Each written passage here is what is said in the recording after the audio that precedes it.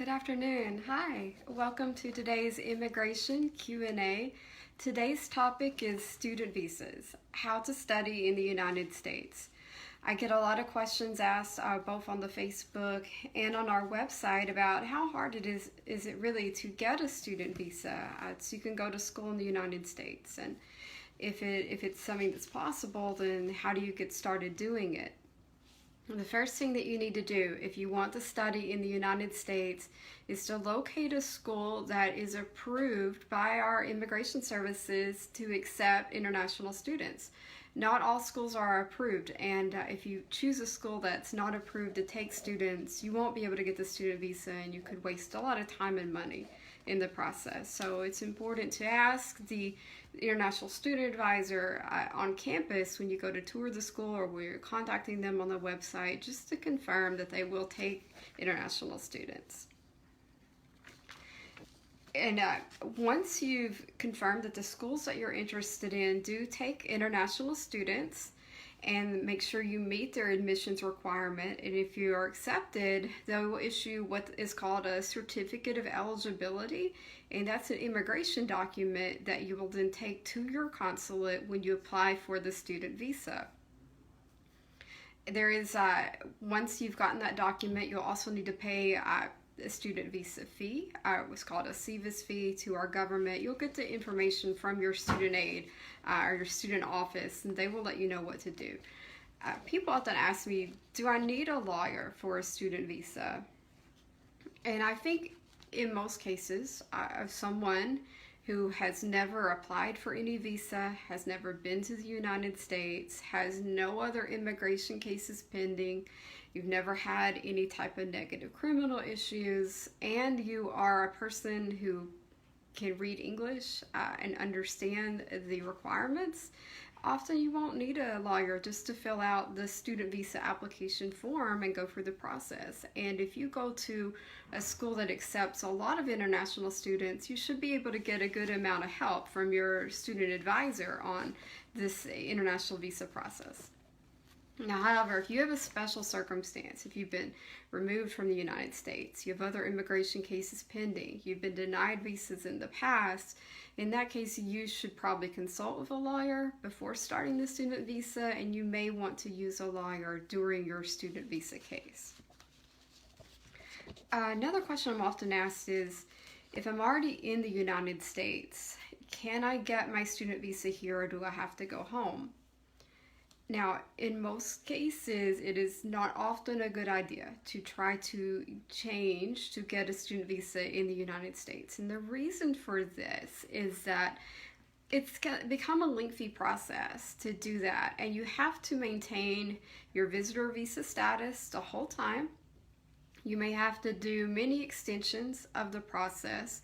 The rules and policy on exactly how you do this have changed frequently, and usually with no advance warning. So a lot of people are finding themselves in this endless cycle of extending their tourist visa and waiting for the results on their student visa, and eventually they may end up going out of status or losing the ability to prove that they have the ties to their home country.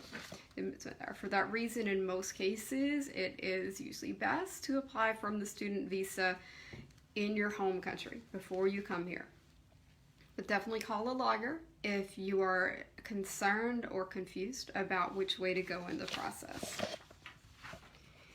To apply for a student visa overseas, once you have the school and they've given you your certificate of eligibility and you've paid your SEVIS fees, at that point, then you're ready to move forward. You'll go to the consulate website for your home country, look up the particular requirements.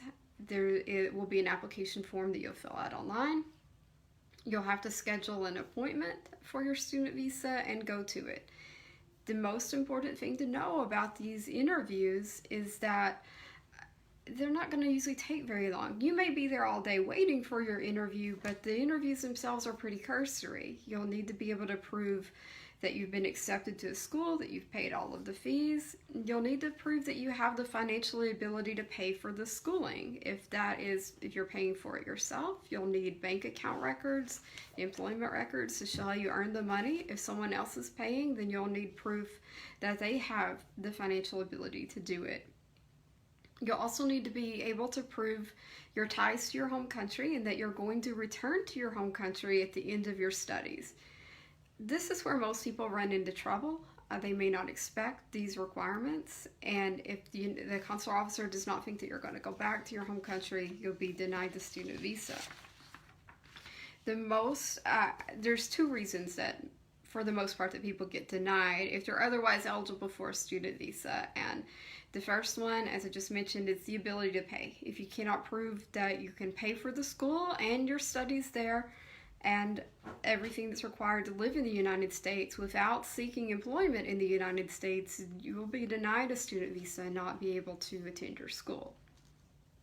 The second part is if you can't demonstrate the ties to your home country, if you can't prove that you're going to go back to your home country after you complete your course of studies, then your case is likely to be denied on those grounds. And that's what we call the 214B requirement. Most people who are denied a visa, either a tourist visa or student visa, are denied under those grounds. And there's no appeal for a decision like that. You can reapply in the future if your facts or the financial situation changes.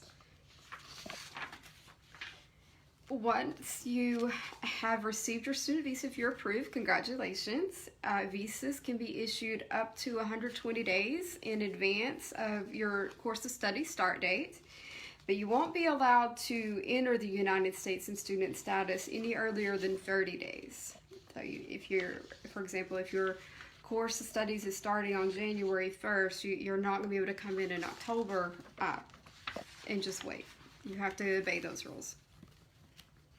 If you enter the United States with a student visa, you have to start school on the official program start date that's listed on your Form I-20, and that's your school document.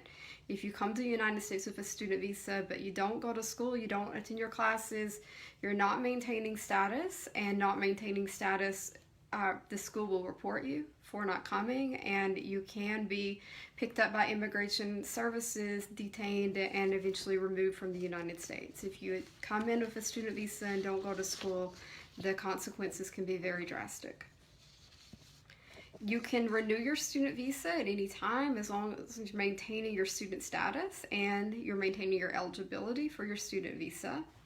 After your academic program ends, you can stay in the United States for a grace period of up to 60 days at the end of the studies. If you don't leave after that time, again, you'll be considered out of status, and you're going to have a great deal of difficulty getting visas in the future or changing to any other type of status.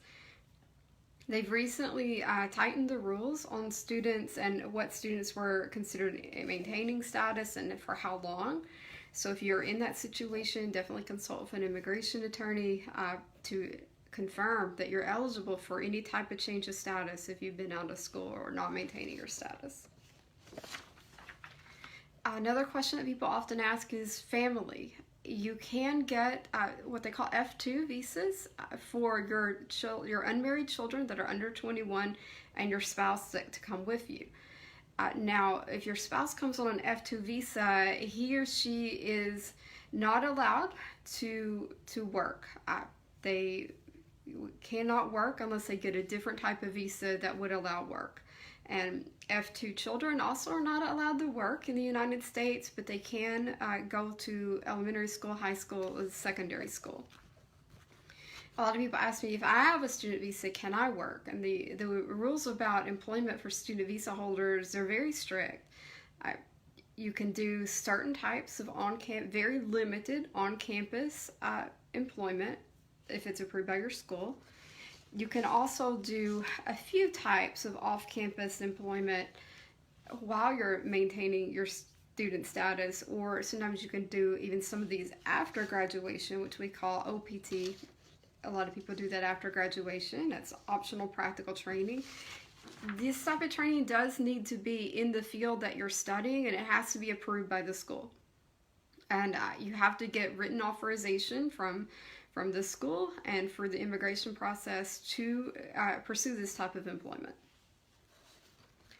A few people ask me if they come in on the visa waiver program, do you need to get a student visa to go to school?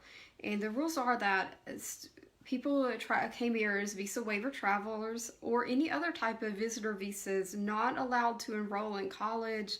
You're not supposed to take these longer courses, but a very short recreational study, like for example, a weekend cooking class or a few days of scuba diving instruction, those are generally considered okay by the immigration services, as long as they're very limited in time.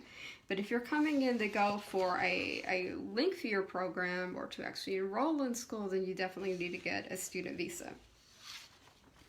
People ask, can I get a student visa if you're a child, to get a student visa to go to high school? And it is true that you can go to a private, what we call a private secondary school.